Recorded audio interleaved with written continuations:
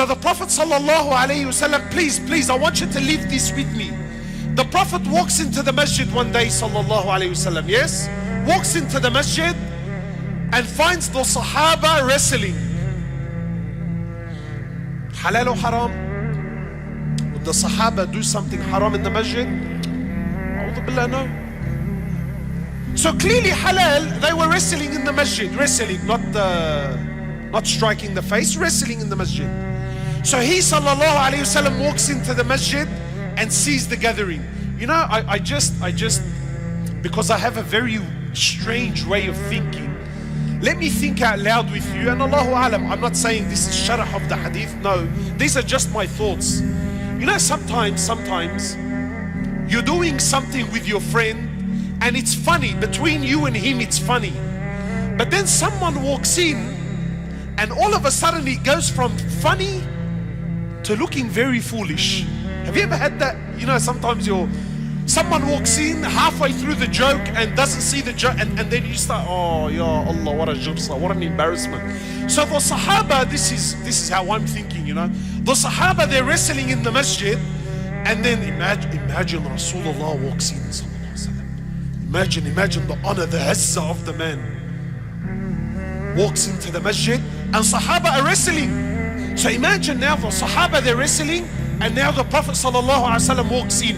So you can imagine what happens to the companions. So they all,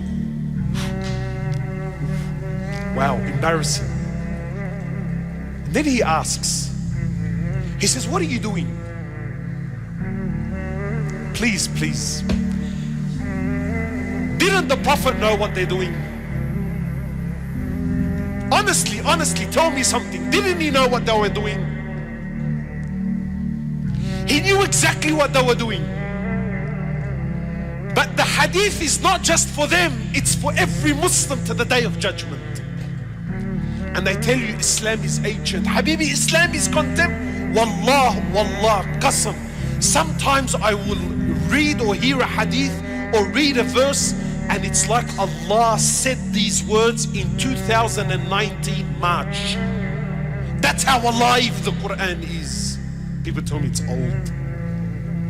So he walks in, he sees them wrestling. He says, what are you doing?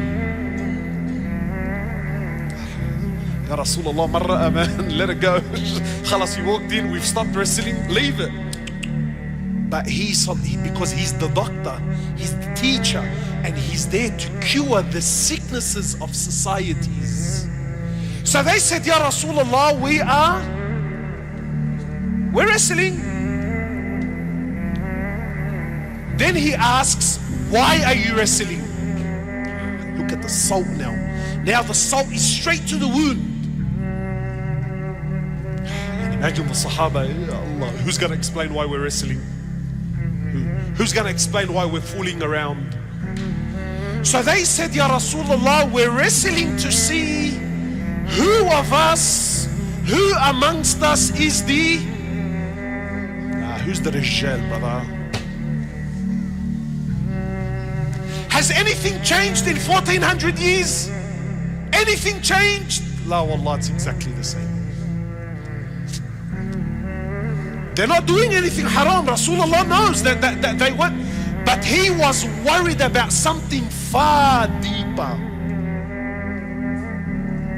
So what does he say? He said, the Rijal, the man amongst you, is not the one that can physically put down the other. Any meathead can do that. That's not how we determine who the Rijal is. Imagine how the Sahaba felt. Imagine when the Prophet is telling him, this is not how we determine men. He said, the Rijal amongst you, the man amongst you, please my young brothers, please don't fall for the fitna of the street. This deen will make a man out of you. The street will only make a thug out of you.